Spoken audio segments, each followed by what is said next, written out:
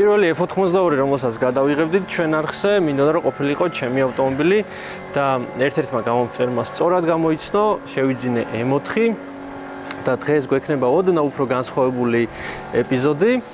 რატომ? იმიტომ რომ სულ რამოდენიმე დღის წინ გავიცანი ადამიანი, რომელიც M4-ს მართავს თითქმის 18 წლიდან და ძალიან კარგად გამოსდის და ძალიან მომინდა მასთან ერთად ტრეკზე კარგი ვიდეოს ჩაწერა, დრიფტის უფრო და გაიცანით სიმონ გუნცაძე. გამარჯობა. გამარჯობა სიმონ. მოდი მოგვიყევი შენი და M4-ის ისტორია და ზოგადად სიყვარული მანქანების მიმართ საიდან დაიწყო და რატომ მაინც და მაინც M4? ბატონო, მოგიყვებით, პატარაობიდან რა, ბავშვობიდან 3-4 წლის ასაკში აი სურათები მაქვს, მახსოვს რომ მამაჩემს კალთაში ვეჯექი ასთან მაგას სწავლიდა მანქანის ტარებას რაღაც და მანდეიდან აი ეს ღრმა ბავშვობის მოგონებები მახსოვს რომ აი მანქანები მომწონდა, მაგრამ აი პირველი რასაც ქვია რომ ეს აგრესიული ტარება და დრიფტი და რამე რომ ნახე იასნა გიორგის ვიდეოები, პატარა ვიყავ ალბათ 11-12 წელს, 2011-12 წელი იყო და აი მაშინ ეგ ვიდეოები და კლასის უმაღაზი ლაპარაკი და აი როგორ ატარებდა და რამე, აი რა ვიცე, გავგიჟდით რა ისეთი ემოცია იყო, რომ ეგეთი ტარება ხარ არ მქონდა ნახი რა, კი ატარებდა მამაჩემიც კარგად ატარებდა, სხვაებიც, მაგრამ ხოლმე ხარ მაგ პერიოდში მით უმეტეს თან ესე ვერავინ ვერ დადიოდა რა და მაგის მერე სულ მინდოდა რომ აი რაღაც გავსე გამეკეთებია, მაგრამ ჯერ პატარა ვიყავი. კაკრას მახსოვს აი ალბათ M4 რო გამოვიდა 2013-ან 14 იყო რომ აი ეს ვიდეო არის თუ გახსოვს გემზე რო დრიფტაობს რა, ოქროსფერი M4-ია. ხო და აი ეგ ვიდეოც კლასში ნახე და აი რავი ხო აღფრთოვანდი და მინდოდა მაგის მერე რა თქმა უნდა რომ მეყიდა M4 რა, მაგრამ ესე მალე ვერ წარმომედგინა რომ ეგრე ვიყიდით რა. ეს პირველი მანქანა 15-16-ის ვიყავი რომ მყავდა, ქალაქში დავდიოდი ისეც მე პირველი BMW-ც 17-ის ვიყავი რომ მყავდა 325 და აი 19-ის ვიყავი ზუსტად პირველი M4 რომ ნახე რა, ანუ ეს საყიდლად რომ მივედი და ვნახე რა. თან ანუ ის მანქანა იყო მექანიკა. და აი თან ყოფმანობდი იდეაში, იქამდეც პირველი მანქანა ვაფშე მექანიკა მყავდა, მაგრამ ქალაქში მაინც ძნელი იყო.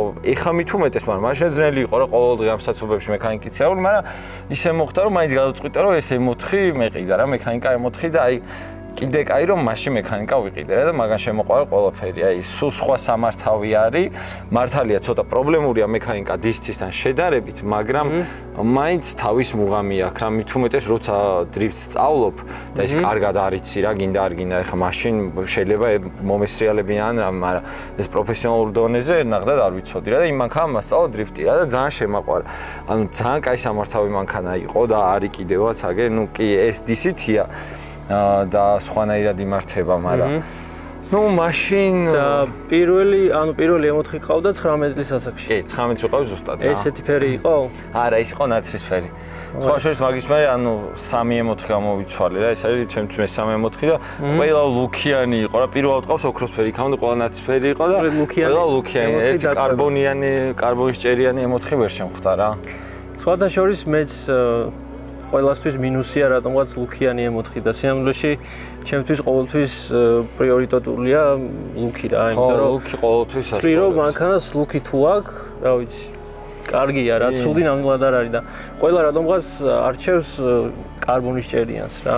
ხო, ნუ წონის ამბავში ვითომ და წონის გადანაწილებაც იასნა უფრო ქვევით გაქვს მანქანაში. მაგრამ ნუ ეხა იმ ხელსაყრელობას არ გაძლევს ეს 30 კილო და პლუს ჭერში რო ეს 30 კილო რო რაღაც იგრძნობა. მაგის გამო დაიწყო. მით უმეტეს ქალაქში ხარ. და ლუქსე ვარი თქვა. ხო, ლუქსე თან თუ გევასება ლუკი და ხმარობ, რატომაც არა რა.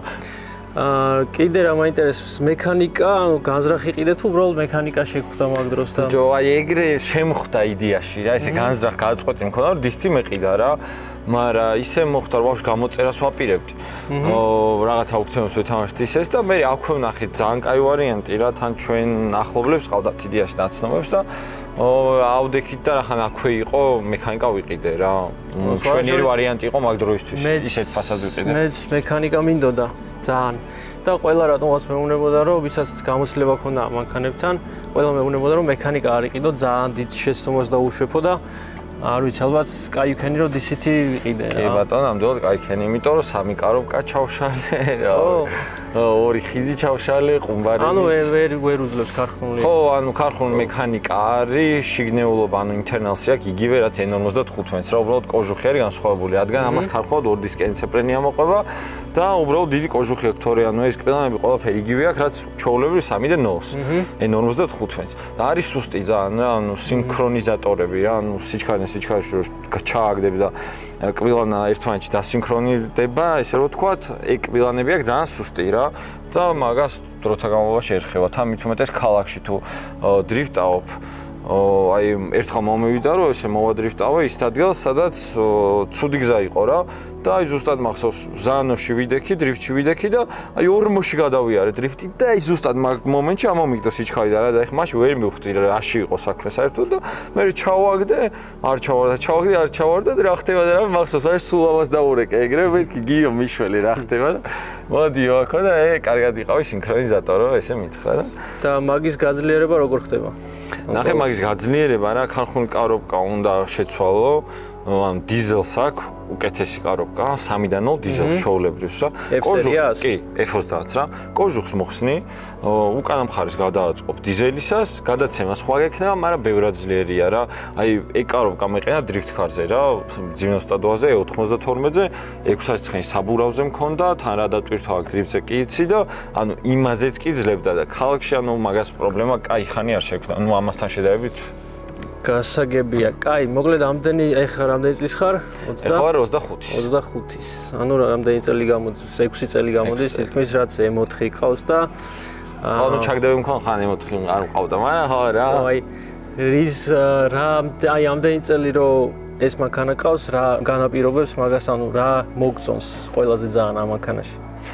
რა მომწონს და მართვის სტილი ახლა მჯდარო ვარ თუნდაც G82-ზე რა ახალ M4-ზე E92-ის M3-ზე მჯდარო ვარ კი ამ ძალიან კაია 6 წელი რატო გეკითხები 6 წელი ძალიან დიდი დროა რომ არ მოგბეზრდეს ერთ და იგივე მანქანა რა მე პირადად და ახლები ვიყიდო და ისევ იგივე რა წარმოიდგინე და ძალიან გევასება და არასდროს არ ყოფილა ის მომენტი რომ მაგალითად აი რაღაცის გამო მოგდომებია რომ всё M4-ს აღარ ვიყიდე არა ანუ ეგ მომენტი საერთოდ არ ყოფილა ჯერ პირველი იმით დავიწყოთ რომ რავი და ყოლოფის დისცის თუ იყიდი მართლა უკვდავია რა მე როგორც ხმარობ მანქანას კი ძალიან მიყვარს მანქანები მაგრამ თავხმარობ რა ანუ რაღაც კონჩი ვული მაგრამ ისე არ არის რომ აი ზევტყობი და ვაიმე არ დაიკაწოს და ვაიმე რამე არ მოვიდეს რა პირიქით ხო ანუ ვიცი რომ შენც ეგრე ხარ მანქანა ეგრე უნდა იყოს მაგ მდგომარეობაში რომ მანქანა მიძლებს ესე კარგი მანქანა რა ანუ ძრავი და ყოლოფი ამ მანქანას აქვს იდეალური პლუს წონის გადანაწილება ძალიან მომწონს ამ მანქანაში რა ანუ 1700 კილოა და თუ არ ვშტები 52% 48-ზე არის თუ რაღაცა და დრიფტისთვის არის იდეალური რა ანუ ეგ წონის გადანაწილება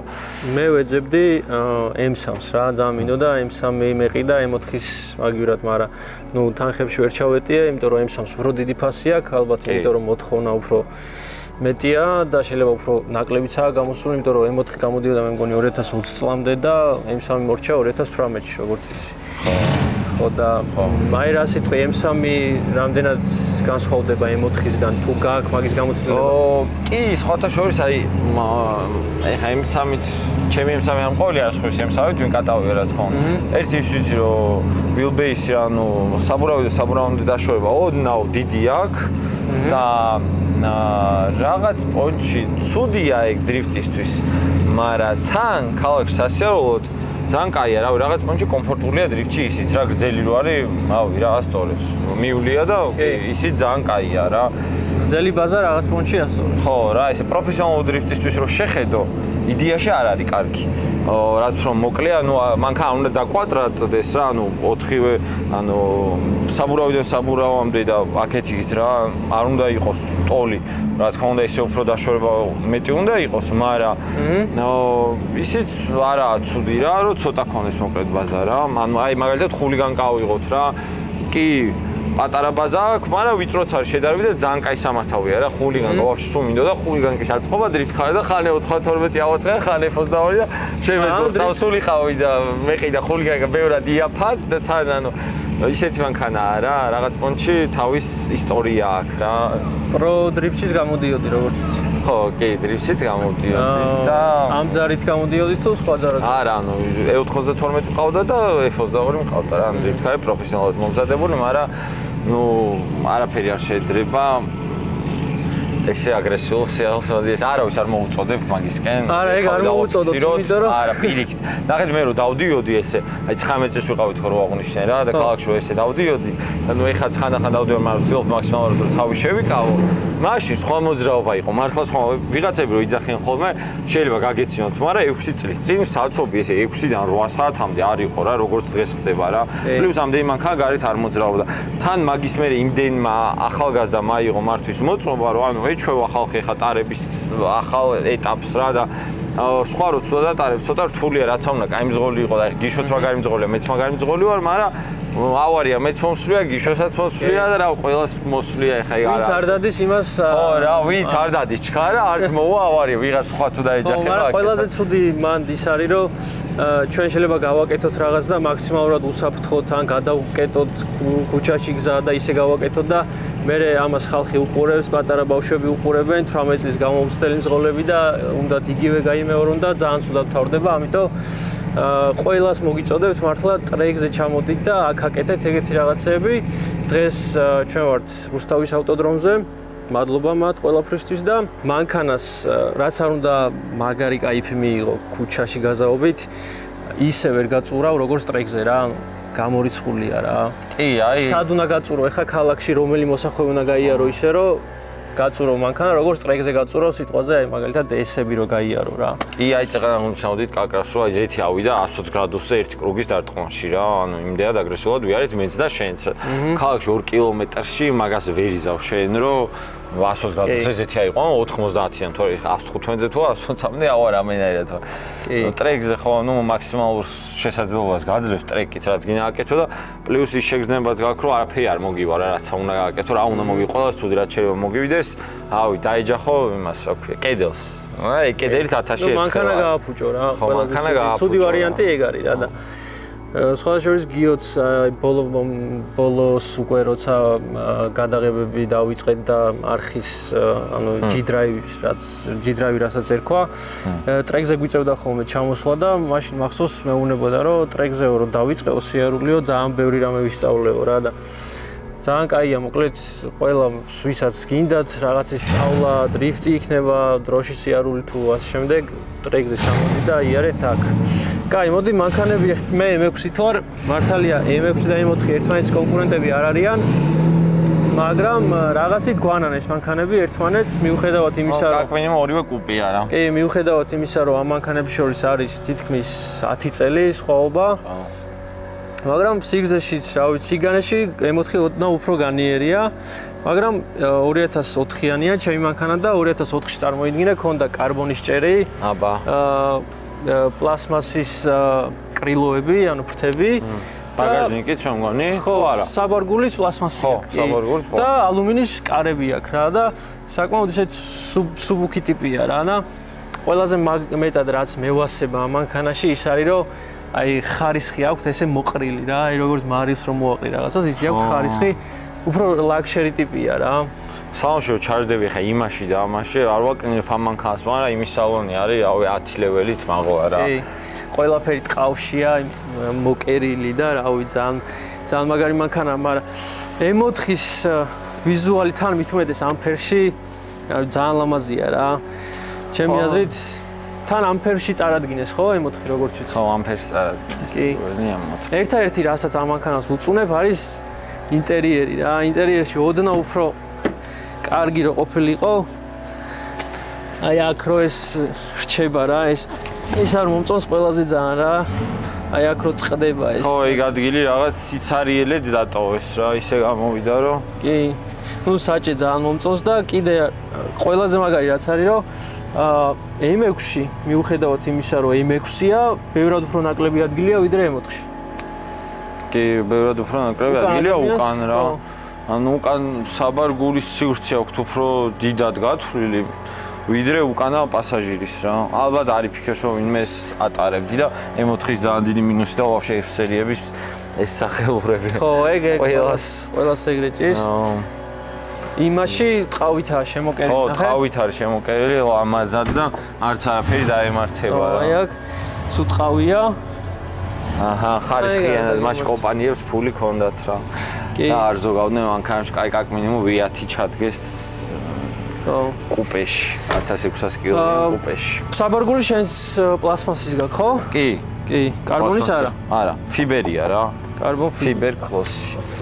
ფიბერ კლოსი ანუ. კლოსი. ეს არის რა. კომპეტიშენი არ არის, ხო ეს მანქანა? კომპეტიშენი არ არის, სხვა შორის ეს მანქანა.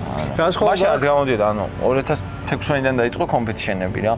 კომპეტიშენს დისკი აქვს უკეთესი, კარბონის ჭერი ყველა ვარიანტში მოყვება, ან ვიდეოში ყველა ემოციას მოყვება, ლუკიან კომპეტიშენი არ არსებობს, არ არსებობს. ვიცოდი.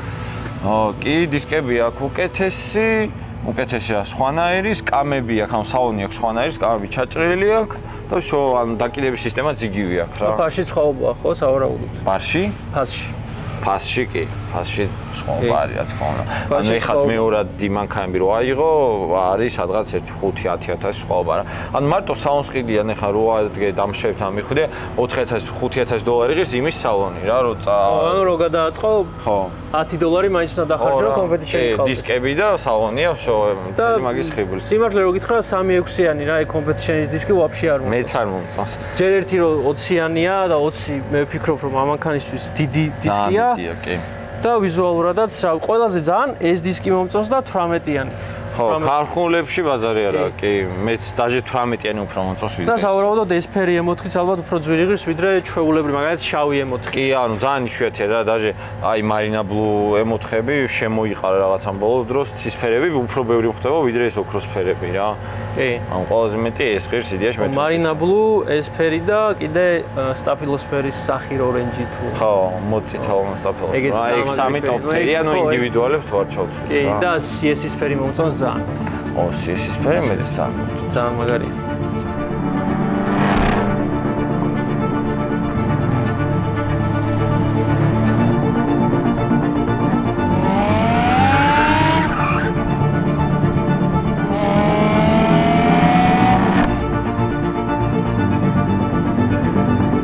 სამ ტრეკზე შევალთ, მოდი ხმები შევადაროთ რა. მე ტურბინიანი ძრავების ხმები სიმართლე გითხრა არ მომწონს. მეც არ ვგიჟდები. ამ მანქანის ხმა კიდე ხო იცი როგორიცაა და ყველასთვის საყვარელია და ხო კი. ტურბინიან ძრავებში საერთოდ ვერ ყვევი და რაც სიმონი გავიცანი მის მერე რაღაც უცხო სიტყვები მესმის რა და თან ყველაზე გადაუმობა რა არის იცი მანქანაში რო ჯდება ის ობედე შეერთებული აქვს და რაღაცა სიტყვებს იძახის ობედე რაღაცა HDMI და რაღაცა USB და ვაფშე არ მესმის ეგენი რა და ნელა დავეწევი და ვისწავლი რაღაცებს. იმიტომ რომ ატმოსფერული ავტომობილები მყავდა აქამდე რა, ანუ F10 მყავდა ცოტა ხანი და არც stage-ი ჩამიწერია და არაფერი და ну, შენ ბევრად მეტი გამოცდილება გაქვს და მაგ მხრივ კი. ხო, ანუ ვაფშე ვერ ყვევი და ვაფშე არ მესმის ხოლმე რას ლაპარაკობენ რა. ეს მანქანა ქარხნულია თუ არა? არა, ის მანქანა არა, ქარხნული დაუნფაიფი აყენია, ფილტრები აყენია. დაუნფაიფი და ფილტრები, ანუ ხმა და ნასტროიკა შეწერილია კი. ხმა სტოკია? არა. ხმა სტოკი არ არის, ანუ ოდნავ უფრო ხმამაღალია, ხო? ხო, ოდნავ კი არა და საკმაოდ ხმამაღალია, როდოფიქრეთ მიდო კატალიზატორი მაგრა ხშობს ხმას რა. ანუ სულ 4 კატალიზატორია ხონდა ეგეც თქვათ. 2 ცალი ჩაშენებულია გამშვებში, ანუ ვიხლოპში, 2 ცალი აყენია იმ ადგილას, სადაც ეხა დაუნფაიფი აყენია რა. ეს მოუხსენით, შევინახეთ და გვიყენია დაუნფაიფი და ნუ ხმას. კაი, მოდი დაქოქე და ხმები შევადაროთ. კარგი, მოდი ჯერ ჩემი დავქოთ.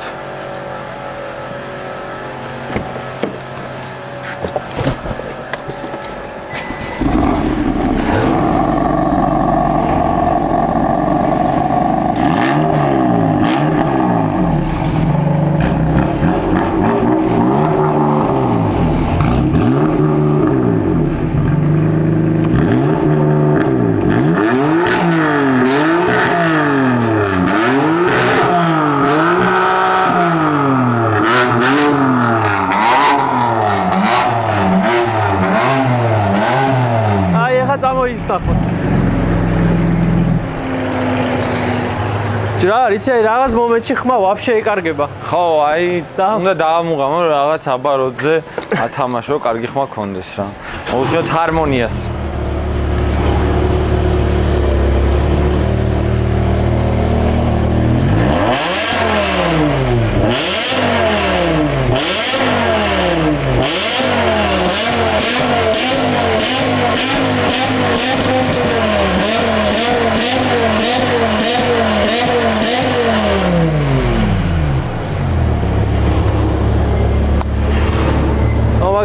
შედარებაც არ არის. კატალიზატორის მიყენია და ხო და რეზონატორი მაქვს მოხსნილი უბრალოდ რა. მაგრამ რაღაც მაინც სუფთა ხმა არ აქვს. ბევრად კაი ხმა შეიძლება კონდეს ამას რა. კატალიზატორი ამას კოლექტორი ვიყენოს, ვერ ნახე რა ხმა იქნებოდა რა. კაი, წავედით ტრეკს. წავედით ტრეკს.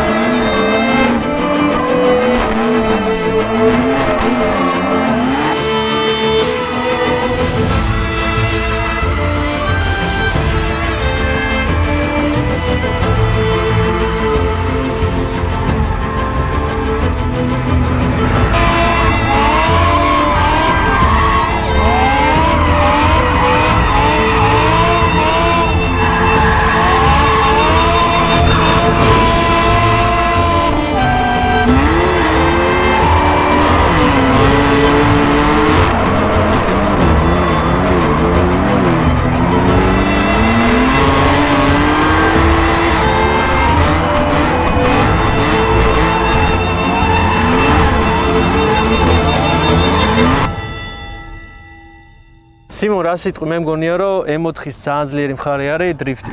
მაგაში გეთანხმები, რა თქმა უნდა, აი ხაი რაც ვიარეთ და შევადარეთ. M6 ძალიან მაგარია, ვიათია, ბაზარი არაა და კარგად დრიფტავს.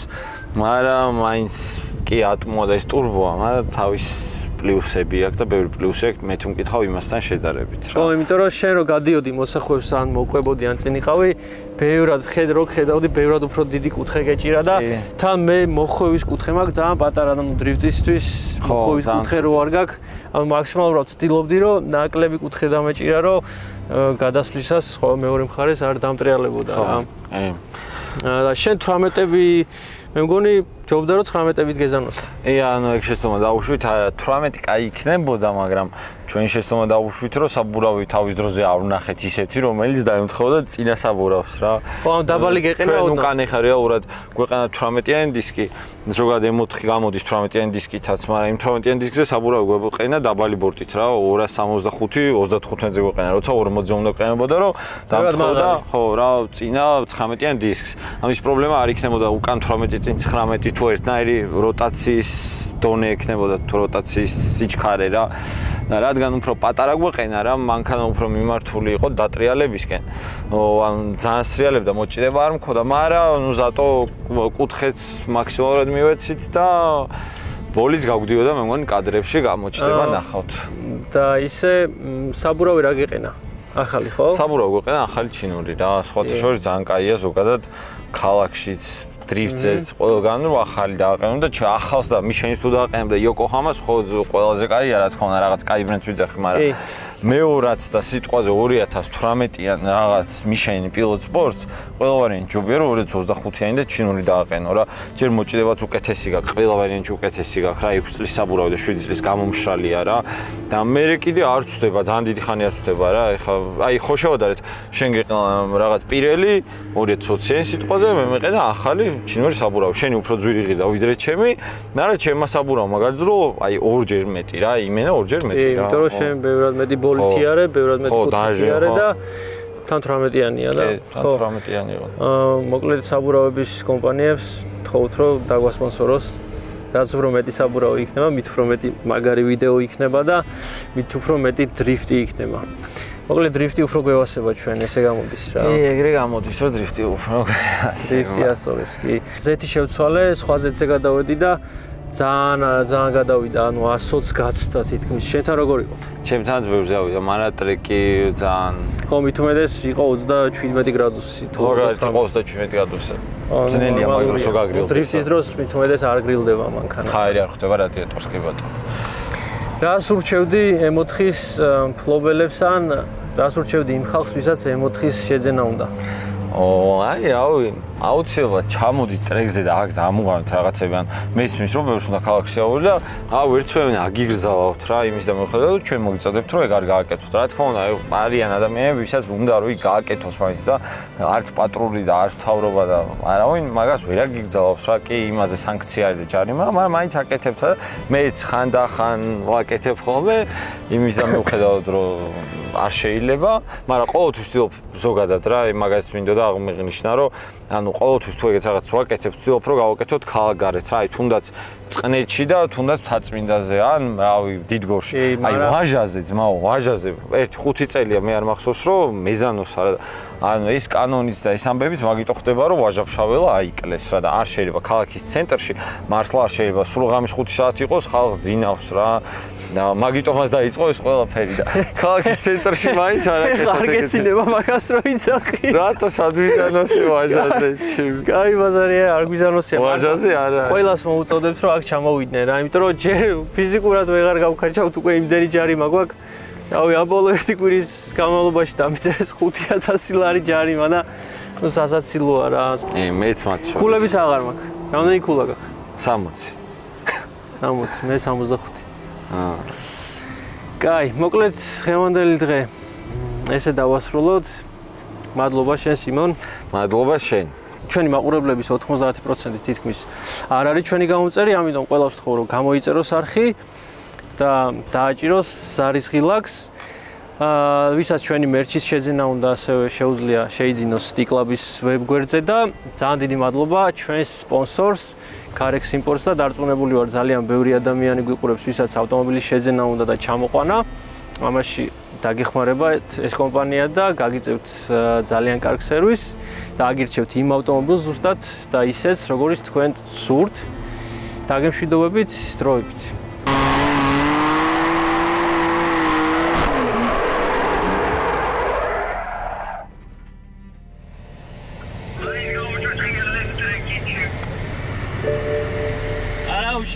ეგ არა გაჯუჭიანები